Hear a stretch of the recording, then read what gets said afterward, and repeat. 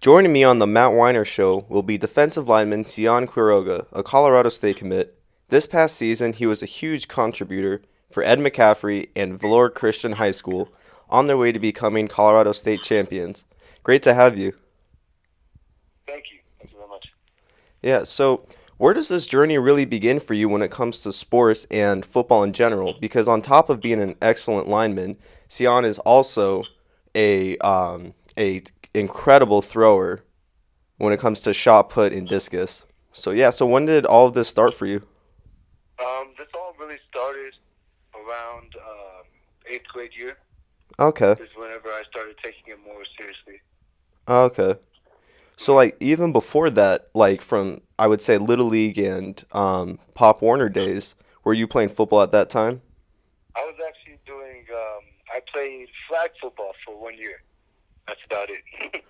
You're kidding. You're yeah. lying. No. Damn. Well, that's kind of crazy because for me, I mean, I only played football for 1 year in high school, but because my parents didn't let me play tackle growing up, they only let me play flag, and I think it's so underrated. Like yeah. people really don't understand, like one, how fun it is, and two, the skill that's involved. Yeah. yeah. Yeah. So was that through a school or through a league?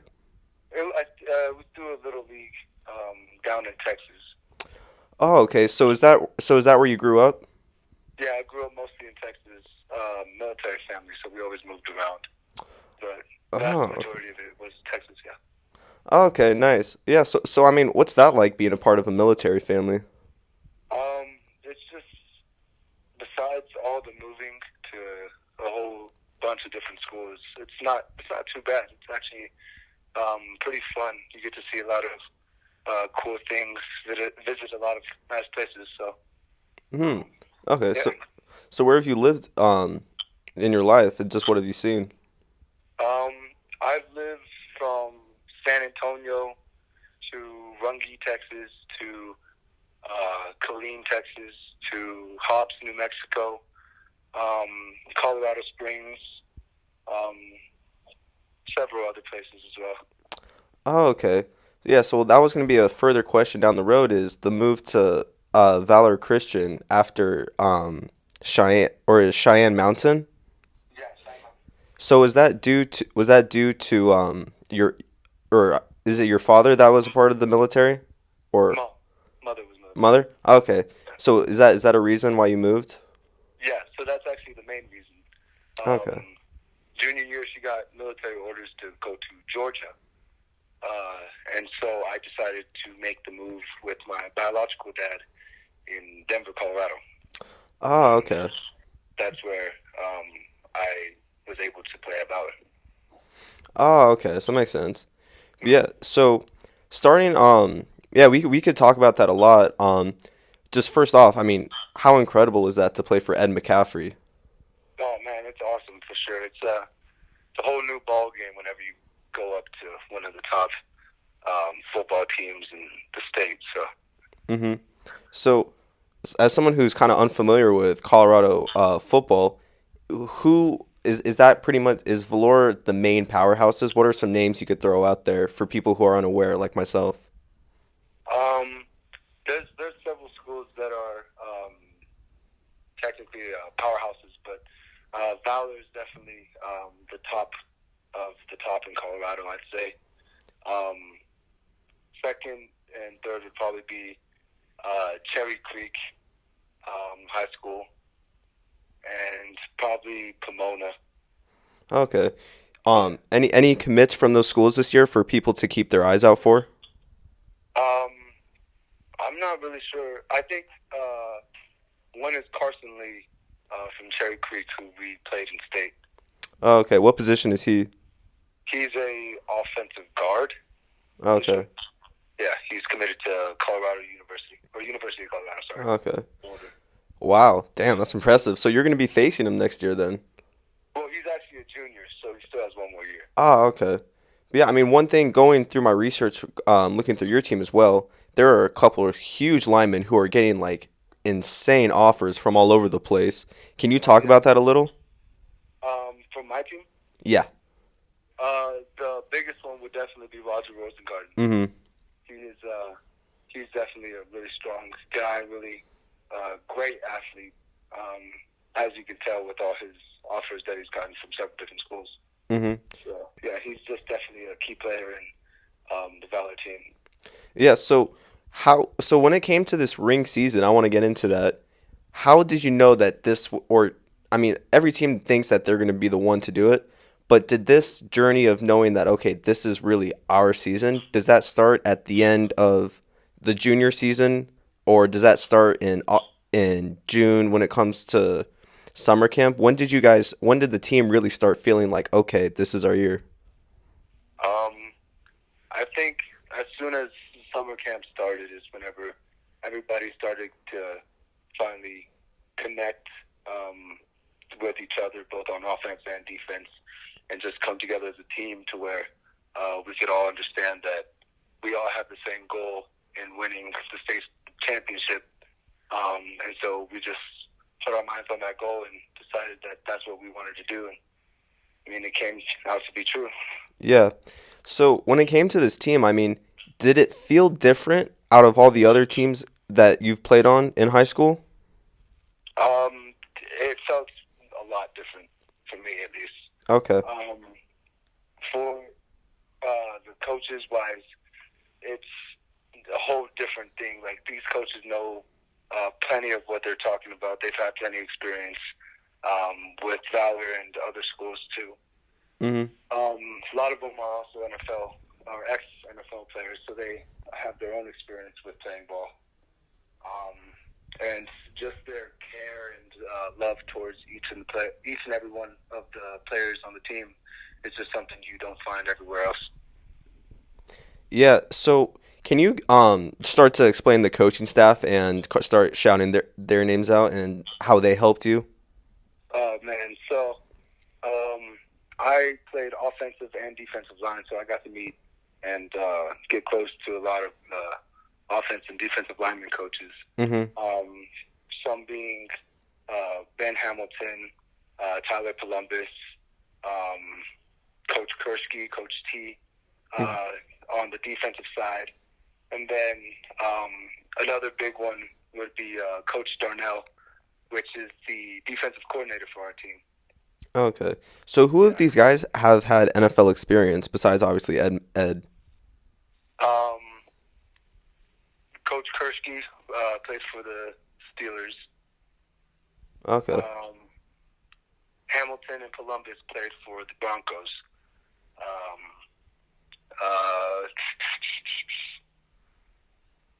There's a few more. I can't remember them off the top of my head right now. Mm-hmm. Yeah. So I saw, or I mean, Ed was a former Bronco as well. Is it really popular for a lot of former Denver athletes to kind of stay there and then build a family there as well instead of move out?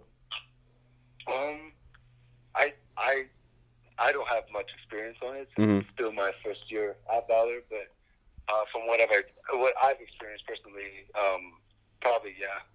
Okay. Because it seems like with Colorado, it's such a great place to settle down and just kind of avoid all the. I mean, for me, it's a dream coming from LA and Pasadena, where everything's crazy hectic, and that because you've been to Arcadia as well. Yeah. Yeah. So talk about your experience with Arcadia Invitational. Oh man, it was something totally new for me. So Valor's track team, they travel quite frequently. Mm-hmm. Every year, and so that's just a whole new experience that I've never myself got to experience until this year. Mm-hmm. And so just going to Arcadia, it was a whole different energy, whole different level. I mean, like, you get really like the best of the best competition there, both in shot put and discus. Yeah, I mean, I just felt nothing but excitement and adrenaline the entire time. Yeah. And you know, it's funny because when I was a part of the track team this year, I was hurt, so I wasn't able to compete. But it was being able to work the event for discus. I mean, even when I was walking over, I see you, and it's just night and day between you, at least physically, and some of the other guys that are competing. Well, I mean, all those guys are just complete hosses and mountain men. I mean, you definitely stuck out, and I really hate to be that guy, and I don't mean to kiss ass right now, but but to the people that we're working with, I said, all right, this kid's gonna win it. Yeah, But yeah. it was definitely fun. hmm So I mean, people, because at least for people, most people, they don't really get grasp the concept of the Arcadia Invitational and how big of an event it is. But when it came to the event, I mean, the average for at least discus, the average throws were probably between 140, 150, and then all of a sudden, like you step up, and your first throw was what, 180? Yeah, something around that. I mean, is that something that, and it was a PR, right? Or your first throw Yeah. was your PR, even though you had throws farther than that, right? First throw was a PR. Yeah. So I mean, what was different about that? I mean, what was different about that? I mean, is this something that you're kind of used to playing in big games like a state championship? Honestly, I just for as big of an event or meet as it was, I hmm was the most calm there. Really? Yeah, I was just focused on how I could improve my throwing, how I can just go out there and show out. And so I wasn't in my head. I was most relaxed I've probably been all season. So Okay. So what does it take to kind of get to that mental, I guess that mental piece of an athlete where you could kind of calm everything and just be zoned in, kind of get to the Mamba mentality? What does it take for you to get there? um, I think it's just the people that you're around, the environment that you're in at the time. hmm Uh, if you're around negativity all the time, then you might be negative in your meets, or if the weather's not the best, then I mean that might also affect how you throw. hmm So just with the great teammates that I have and the great weather that we had up in Arcadia, it was just Yeah. um, perfect conditions all around. hmm Yeah, Southern California in March is a lot different than other places in March. Hmm. Yeah. But yeah, so now kind of heading back, I wanted to football. When it comes to training, how or kind of how different is your training for football versus throwing? Do you do something completely different as soon as football's over in December, or are you kind of sticking with whatever got you to have the strength to get you good in football, also to put you through shot put? Me personally, I actually continue to do the football training program through track season. Okay. And because it just helps, they go hand in hand with the whole explosiveness, um, just the whole power that you need whenever throwing the implements. Oh, okay. So what is the so how do you get I mean, are you is does this consist of a lot of power cleans, deadlifts? What does this Mm-hmm. training look like for to get the explosiveness? It goes from power cleans to snatches to single leg squats to normal squats, Mhm. bench, overhead press. Okay. Mhm. So do you work at a facility or have a specific trainer? I don't have a specific trainer right now, but I follow my CSU football strength and conditioning. Okay. So is this something that was introduced to you after you committed or were you Mhm. aware? Yeah, it was introduced after I made my commitment. Okay. So what is the daily workouts for this look like? And is there a diet recommendations as well? So daily workout, it's train 4 times a week, Mhm. Monday, Tuesday, and then Thursday, Friday. Um, Mondays and Thursdays are leg days, whereas Tuesdays and Fridays are more like upper body oriented. Mhm. Okay. And yeah, and nutrition's just, I mean, no greasy food, no Mhm. fast food all the time. Yeah. Well, earlier earlier this week, I interviewed a guy named Stefan Wright, who's an absolute stud from the SoCal area, who's a four-star. He's gonna play at ASU next year, and he Okay. himself talked about cutting down on junk food and how even for an elite athlete like him, maintaining a diet and trying to even just stay lean and not be as bulky as possible and just kind of in best shape is really difficult when it comes to food. Do you kind of have some of these struggles as well?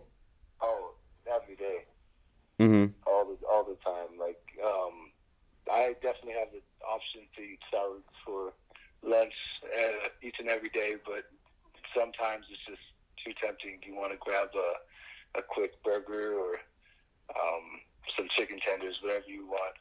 It's definitely hard to keep that healthy diet up. Yeah. So I mean, so what are the healthy? I mean, we got to talk about it now. What are the guilty meals? The guilty meals could be a Chick-fil-A sandwich. Okay. Um, I don't know if y'all have a Cane's Oh, chicken all right. burger. We Yeah, got to stop. Cane's. Fuck yeah. Yeah. Yeah. Oh, fuck yeah. See, I always put Cane's above Chick-fil-A. Yeah, oh yeah, for sure. I just didn't know if y'all had that or not. Oh yeah, for sure. There's not that many around where I'm at, but definitely in California, they're sprinkled. Should be way more popular though. Yeah. So we got that Cane's, McDonald's, Hmm. just anything fast food that you can possibly think of. Well, I mean, I can't imagine with how much you're working out, it just would seem even better. Kind of. Yeah. So is that kind of a difficult thing when it comes to athletes? Is that all this working out, and then you kind of, I mean, when people work out, they like to reward themselves, even though it's not smart at all. Do you kind of struggle with the same thing as well? That like, oh, I could eat this because I've been working out and lifting. Yeah, no, for sure. I do struggle with that, but um, I do know that how you perform and how your strength comes along. It's mostly actually your diet rather than um, your lifting routines and workout. Hmm. But yeah, so I mean, a big part of the show is kind of understanding what makes great players great. So when you're around somebody like a Rosengarten, is he a clean eater as well? How does he eat? Um, I mean, I guess it just depends on the day. Every athlete has their cheat day, but I'd say for the most part he's pretty clean eater.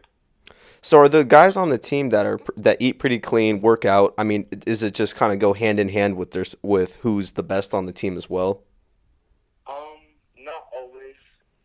Uh, I mean, you can eat the best, but still give poor effort on the field. Mm-hmm. So it just depends on how hard you want to push yourself, Mm-hmm. um, how strict you want to be on your diet. But diet doesn't really determine everything.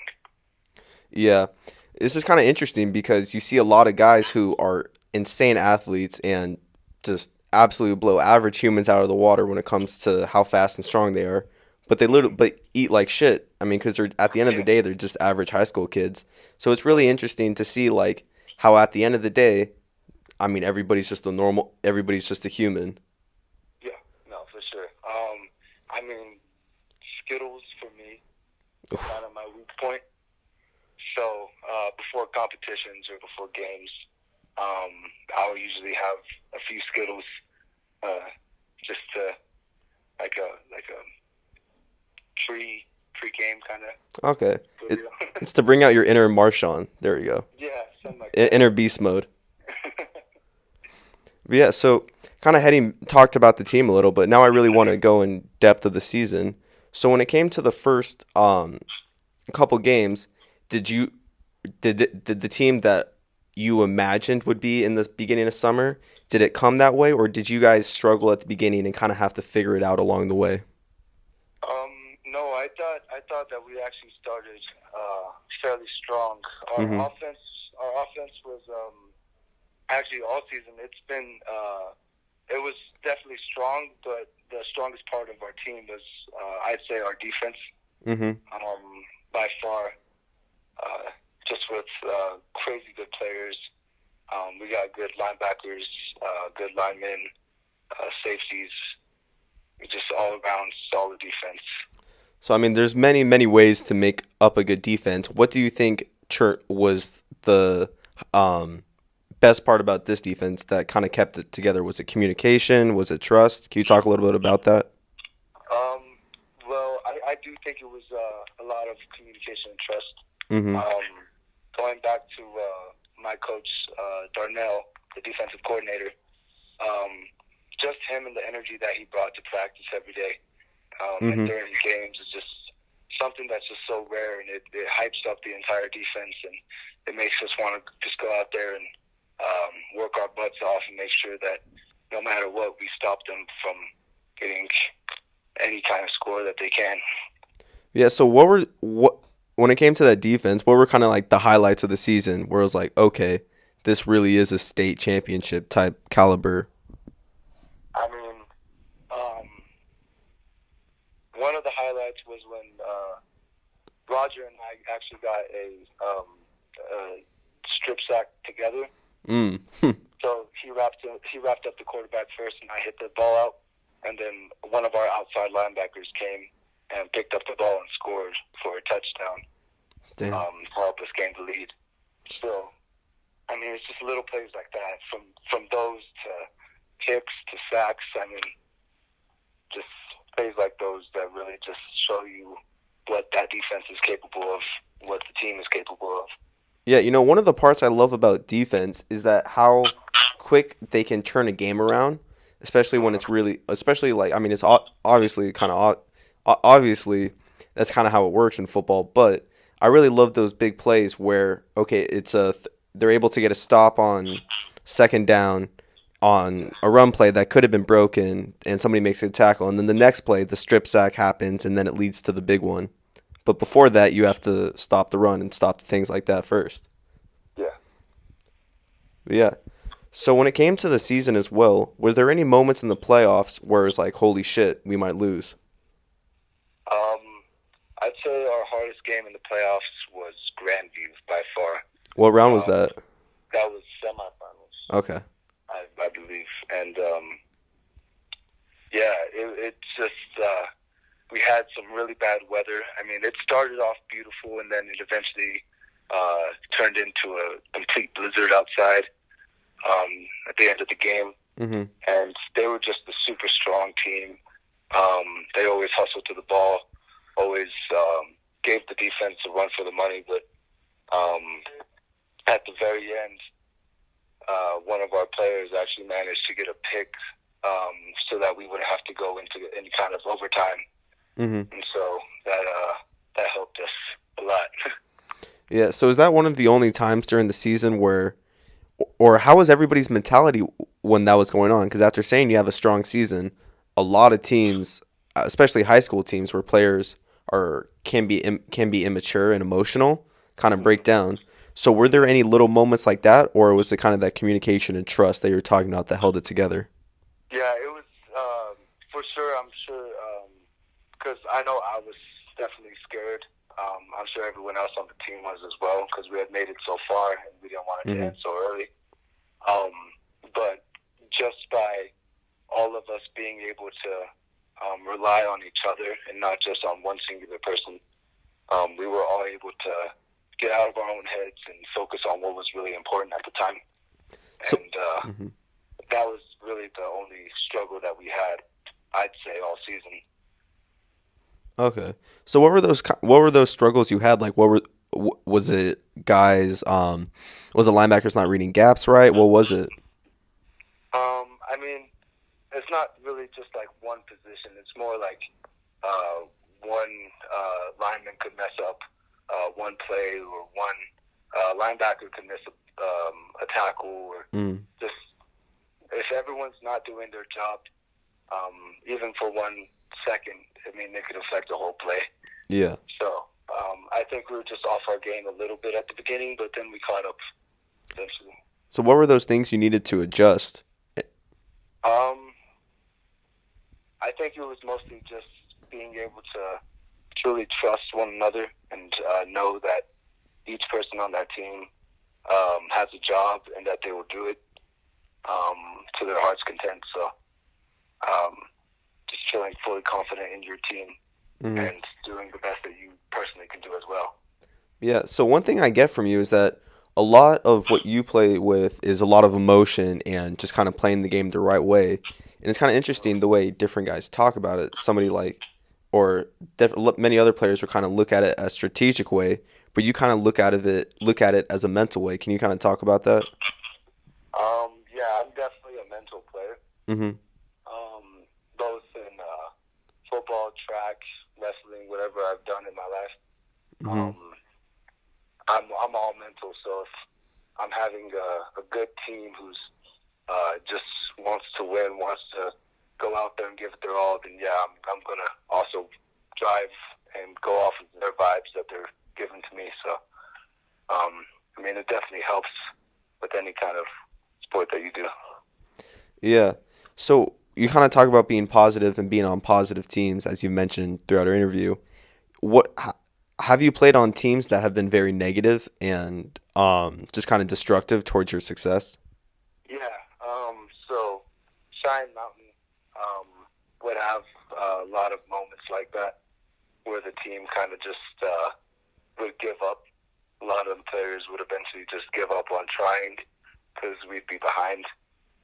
Um, so just that kind of bad energy, that doesn't help a team to get over any kind of struggles that it's going through. Okay.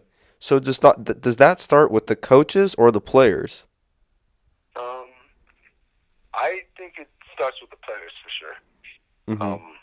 The players are the ones actually out there in the game.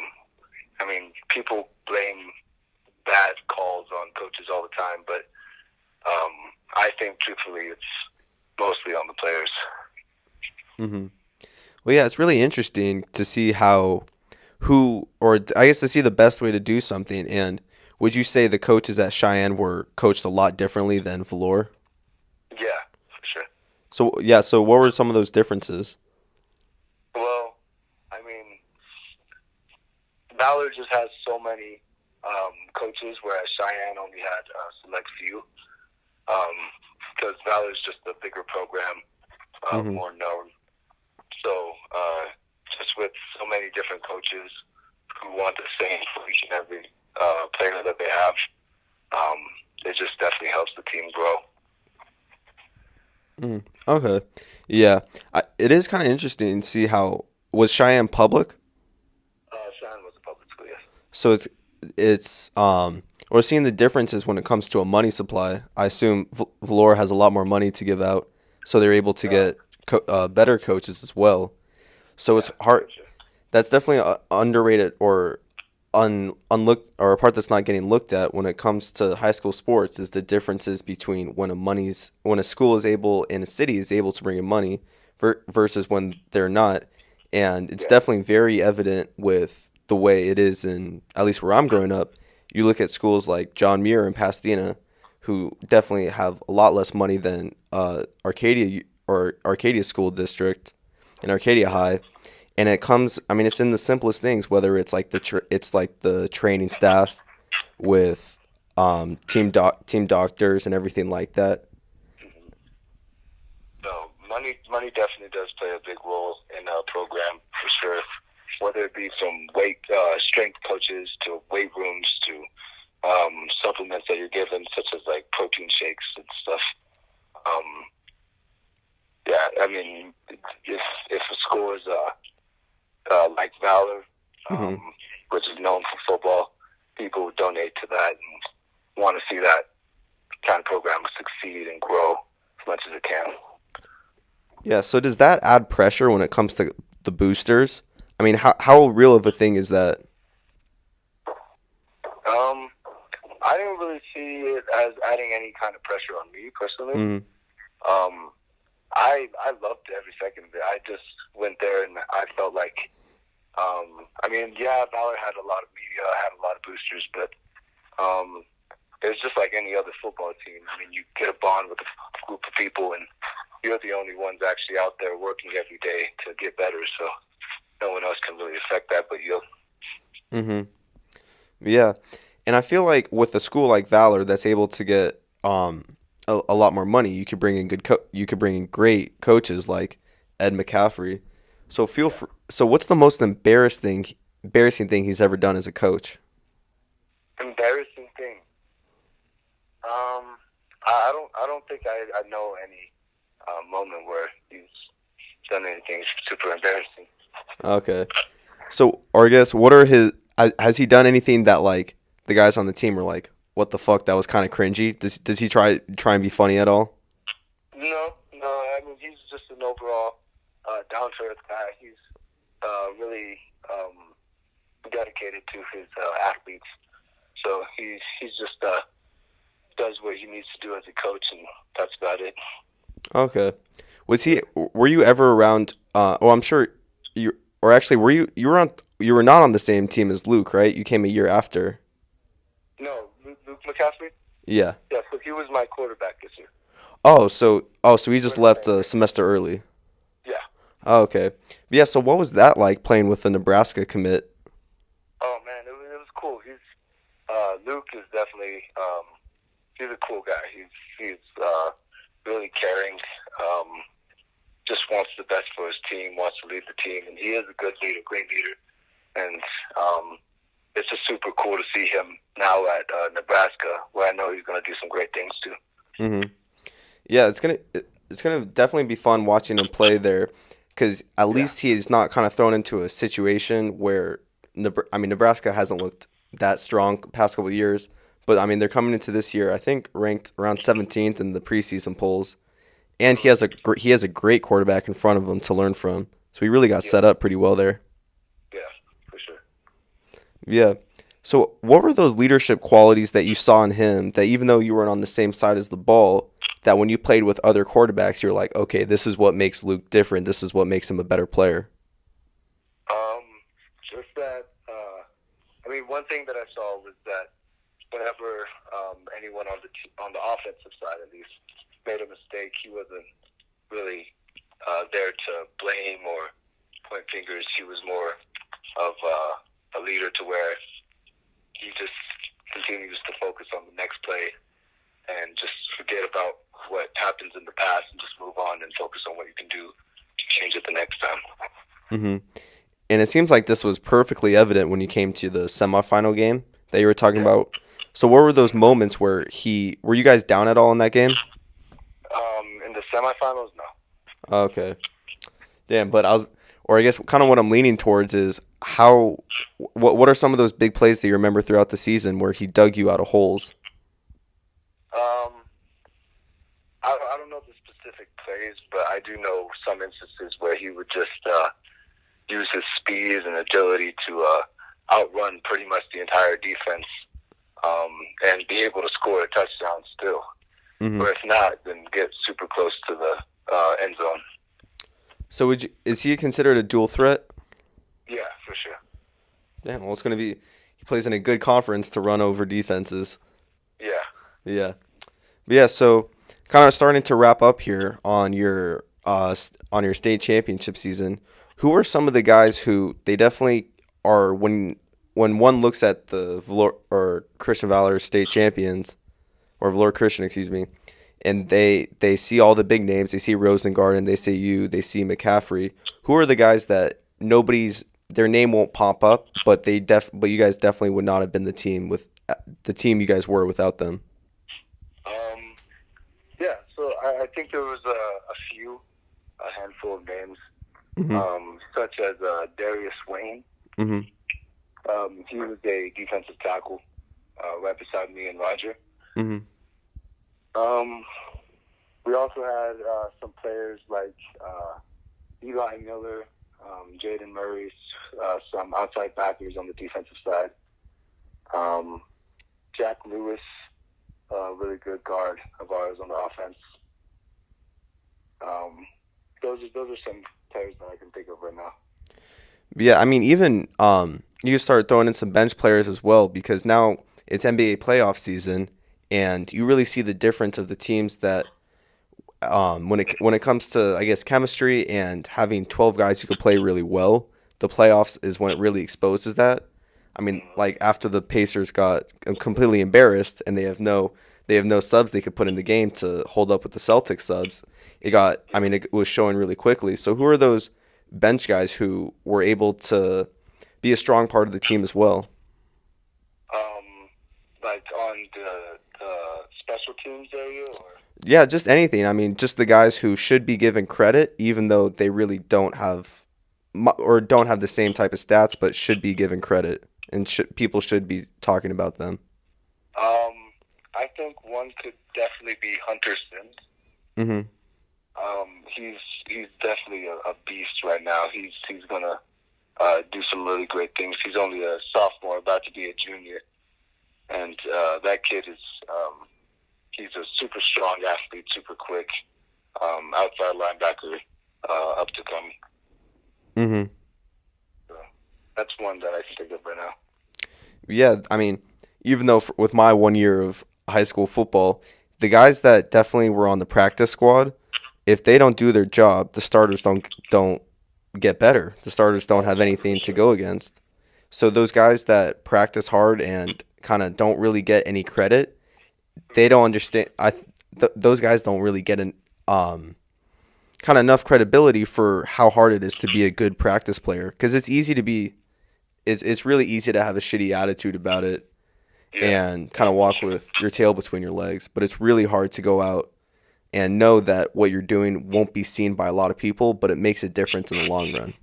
Yeah, no, for sure. I mean, the practice squad is pretty much everything for varsity.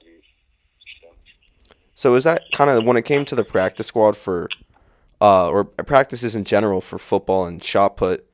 How what was I mean, I assume football was harder, but how intense were the shot put and discus practices as well? Um, Mentally, they are very intense. Really? Okay. You could have a really good day to where you're throwing probably your best throws that you could possibly do at the time, Mhm. and then the next day you could have just the worst day possible. I mean, it's all mental when it comes down to throwing. So what are those? I mean, yeah, that was the craziest part when I was introduced to shot put and discus, is how small it's kind of like. In my opinion, I really saw it the kind of same way as golf, as I mean, while shot put and discus require incredibly much more strength and a different type of strength.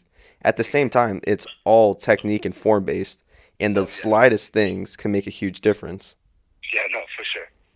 Yeah. So what are And those? What are I mean? Let's say if you have a shitty throw, what are some of those? What are those things that make your throw shitty when it comes to shot put and discus? a huge one for me personally would be dipping your shoulder or dropping the discus low during your full rotational. Mm-hmm.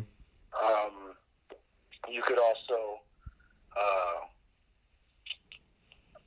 not drive through the circle fully, not getting that full momentum and speed that you could get in order to apply all of that momentum to the implement when you Mm-hmm. throw it. Um, Swinging low and staying balanced out the back of the circle and the rest of the way through. Mm-hmm. Um, just little things like those, all of those can make a huge impact if you get them wrong in just the slightest bit. Oh, okay. Yeah. So now we're finally actually gonna wrap up the interview this time around. Yeah. But when it comes to Colorado State and you as a person, what are your expectations just as an average as an average high school student ready to graduate going into college? Um, I'm just expecting a fun environment to meet some really good people, Mm-hmm. uh, good teammates, good friends, good coaching staff, just really good facilities that I can use to improve my football capabilities to the max. So is the goal to get? I mean, is the end all be all get drafted, go to the league? Yeah, that is definitely a goal for most football players out there. Yeah. So is that how will that go along? If you have the option to go to the league before it's time to graduate, would you do that? Is that something that interests you? Probably, yeah. Yeah. I mean, that's just such a huge accomplishment and a dream of mine since I've been little. So, of course, I'd take that in a heartbeat. So if I mean, knock on wood, God forbid it doesn't. I mean, God forbid that does not happen. But what would you go into after, or even life after football? What are your interests and what is your major gonna be? My major is going to be in sports and exercise science. Okay. Yeah, I want to be able to go and do something for other student athletes or just athletes in general to help them with nutrition, strength, conditioning, all the sorts of stuff like that. Nice. Well, good place to wrap up. I wish you the best of luck at Colorado State, and thank you for joining me on the Matt Weiner Show. Thank you very much. All right, have a good day. You as well. All right. Bye. So, thank you for listening to that. As always, don't forget to like, subscribe, follow me on Instagram at Matt_Weiner_. Thank you.